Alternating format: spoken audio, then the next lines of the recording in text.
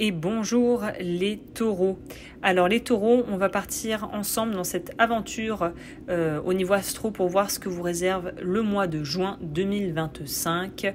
Alors là, c'est déjà, je tiens à le dire, un format podcast. On va pas partir sur du tarot, mais vraiment l'astrologie pure et dure. Donc si ça t'intéresse, eh bien, on va aller découvrir ensemble ce que les astres te réservent pour juin 2025. Donc déjà, je peux te dire d'ores et déjà que ce mois de juin t'invite à sortir de ta zone de confort doucement mais sûrement.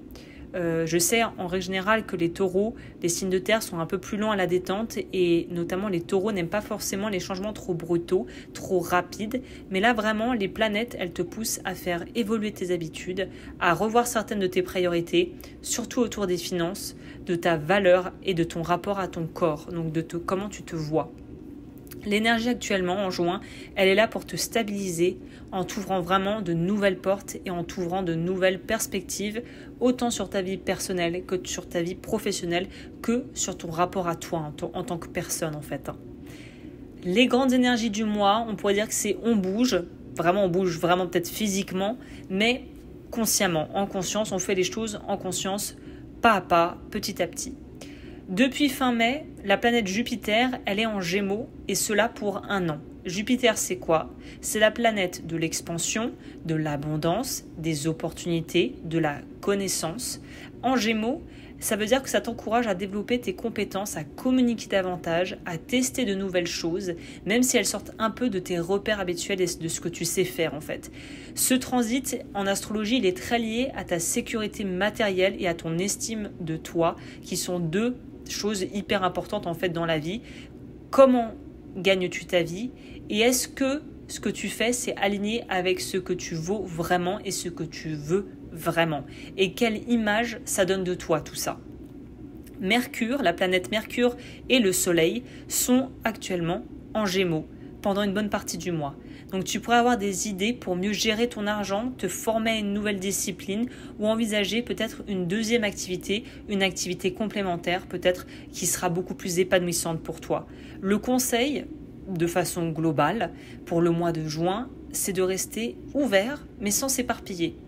Parce que les idées, elles peuvent venir bim boum bim, mais tu as besoin de stabilité dans tout ça, c'est quand même la trame de fond. Alors filtre ce qui s'aligne avec tes valeurs et ce qui finalement peut paraître séduisant de prime abord, mais qui n'est pas vraiment fait pour toi. C'est un peu comme le choix d'une tenue où on se dit « Waouh, j'ai un coup de cœur pour ça ». Alors je prends un exemple très trivial et en fait on se rend compte que quand on essaye, déjà on n'est pas convaincu, puis peut-être que le fuchsia en fait je vais le mettre deux jours dans l'année et que finalement peut-être que en fait, le rose me voit pas du tout et que cette tenue c'est peut-être la tenue coup de cœur d'une soirée mais que je la mettrai plus après. Vous voyez un peu le truc ? Au niveau de la vie professionnelle, on remet vraiment les pendules à l'heure. Juin, c'est un mois qui est un bon mois pour faire le point sur ce que tu veux atteindre à long terme.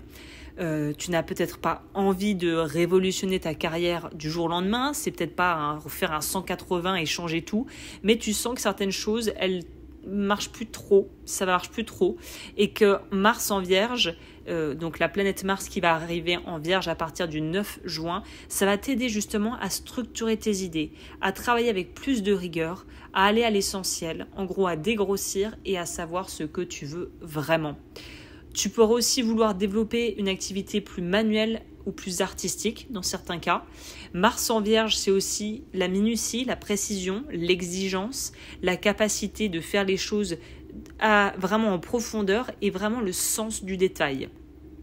Donc le conseil pro, c'est de se recentrer sur ce que tu sais faire, sur ce que tu sais très bien faire et d'ajouter de nouvelles cordes à ton arc petit à petit. Efficacité et constance seront les deux valeurs qui vont payer le plus et qui te permettront sûrement de te faire remarquer et de pouvoir évoluer dans un domaine ou de te faire connaître dans un domaine où tu n'étais peut-être pas du tout connu. Exemple, si tu envisages un changement, commence par revoir déjà l'organisation, la logistique pour clarifier plutôt que tout plaquer d'un coup. Typiquement, tu détestes ton job, tu en as marre de travailler avec des connards, mais avant de pouvoir quitter le job et lancer peut-être une activité secondaire que tu fais déjà ou que tu as dans les tuyaux, que tu as envie de faire depuis longtemps, on ne peut pas tout plaquer d'un coup. Il va falloir faire le nécessaire pour prévenir peut-être ton job que tu vas partir, et toi, en attendant, tu fais tout ce qu'il faut pour mettre les chances de ton côté et que ton projet puisse naître en fait, ou se développer. Donc, tout plaquer, on peut pas vraiment. Je pense que raisonnablement, partir sur un coup de tête ou dire j'en ai marre et tout laisser, tout envoyer valdinguer, non. Mais faire des actions pensées, concrètes, intelligentes pour t'en sortir si tu es dans une situation qui ne te convient plus, ça, on dit oui. Au niveau de la vie financière, mieux gérer pour mieux attirer et mieux aussi consommer finalement. Avec toutes ces planètes-là dans le ciel qui sont dans le signe du Gémeaux, toi, ça pourrait avoir un effet sur toi de te donner énormément d'informations, de te pouvoir en fait te permettre de comprendre financièrement des choses et de pouvoir créer de nouvelles opportunités. Attention à pas trop aller dans tous les sens. Jupiter peut donner l'envie de trop dépenser. Cette planète peut aussi te donner un petit goût à la dépense, à vouloir profiter, tester plein de trucs.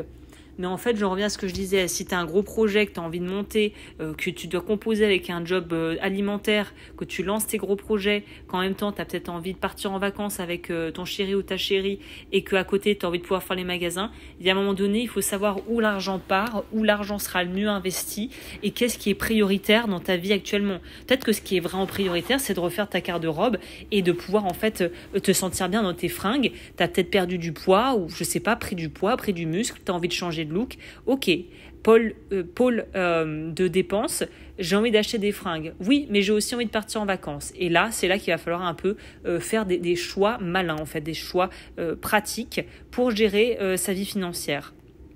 Là, en plus, la période veut que ça soit le bon moment pour poser de nouvelles bases, pour regarder de près, par exemple, tes revenus, tes charges, tes dépenses, quitte à te faire peut-être accompagner ou d'avoir quelqu'un dans l'entourage qui peut te guider, pour prioriser les dépenses qui vont vraiment être des investissements ou des dépenses plus intelligentes. Ce que tu mets dans ton confort ou dans ta croissance professionnelle va pouvoir sûrement payer plus tard. Au niveau de la vie sentimentale, on est entre équilibre, plaisir et profondeur. Vénus, qui est ta planète, elle est en Cancer jusqu'au 17 juin. Donc Vénus, c'est quand même la planète qui parle de la beauté, de l'amour, du charme, de l'harmonie. Dans le signe du Cancer, ça veut dire quoi pour toi ? Ça veut dire qu'elle va t'apporter un besoin de te sentir rassuré, de te sentir aimé, compris, de savoir que tu as ta place quelque part, que tu es en sécurité. Donc là, tu as besoin d'être entouré de gens qui te soutiennent et qui te comprennent. Tu veux peut-être plus de tendresse, plus de feeling intuitif, peut-être construire quelque chose de plus vrai, de pas de langue de bois, pas de faux semblants, pas de tabou. C'est à toi de commencer à poser vraiment la ligne conductrice pour ce genre de relation, si c'est ça que tu veux. Ça va se traduire comment, par exemple, en couple ? De vivre de beaux moments de tendresse et de complicité avec son partenaire, d'avoir envie de se coucouner, parler peut-être projet maison, c'est-à-dire acheter quelque chose, d'acheter, d'avoir un animal de compagnie, de pouvoir passer du temps avec son compagnon ou sa compagne et de faire le nécessaire pour que tout puisse s'agencer et être en place pour que ça se fasse. Si tu es célibataire, le mois favorise des liens sincères, de la sensibilité, pas dans le sens sensibilité niais, mais une vraie envie de partager une connexion réelle, et tu pourrais aussi faire une belle rencontre dans un cadre rassurant. Ça sera peut-être pas passionnel, mais ça sera authentique et ça sera très bienveillant. À partir du 17 juin, là, la donne change. La Vénus, ta planète maîtresse, entre dans le signe du Lion. Là, le ton change, place à la séduction, à l'envie de désirer, d'être passionné. Tu pourras être plus attiré par des gens qui ont besoin de flamber, de briller, de montrer qu'ils sont là, qui sont affirmés, qui ont un tempérament, qui ont du caractère. Tu pourrais toi-même vouloir affirmer ton pouvoir de séduction. Donc, j'ai envie de te dire que c'est une période où on te propose de donner sans te sacrifier. N'oublie pas que tu mérites autant de recevoir que de donner et qu'il faut à tout prix rester dans une dynamique d'échange où c'est, somme toute, équilibré, où tu reçois autant que tu donnes et que tu sens que dans la relation ou dans les rencontres, il y a ce degré de réciprocité. Ce que je donne, on me le renvoie et vice-versa. Pour les dates clés, si tu veux noter un petit peu tout ce que je viens de dire dans les grandes lignes, sortez vos agendas ou votre téléphone.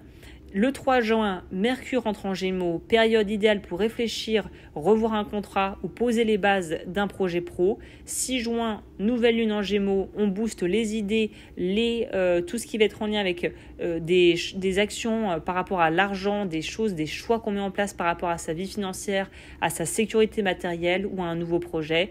9 juin, Mars rentre en Vierge, regain de motivation pour structurer ta vie pro et changer et améliorer ton hygiène de vie. 17 juin, Vénus entre en Lion, là ton charisme est en hausse, c'est le moment où on a envie de plaire et de séduire. 22 juin, solstice d'été plus le soleil qui entre en Cancer, on se recentre sur l'émotionnel. Et le 24 juin, pleine lune en Capricorne, on fait un bon petit bilan sur l'année qui est en train de s'écouler pour structurer la suite. Eh bien écoute, voilà, je crois que dans les grandes lignes, je t'ai tout dit. Si ça t'a plu, déjà merci d'avoir pris le temps de m'écouter. N'hésite pas à aimer la vidéo, à commenter, à t'abonner et à activer la cloche pour recevoir les notifications, découvrir ce que je propose sur mes autres plateformes et notamment sur Patreon. Et je te dis à très vite pour de nouvelles aventures.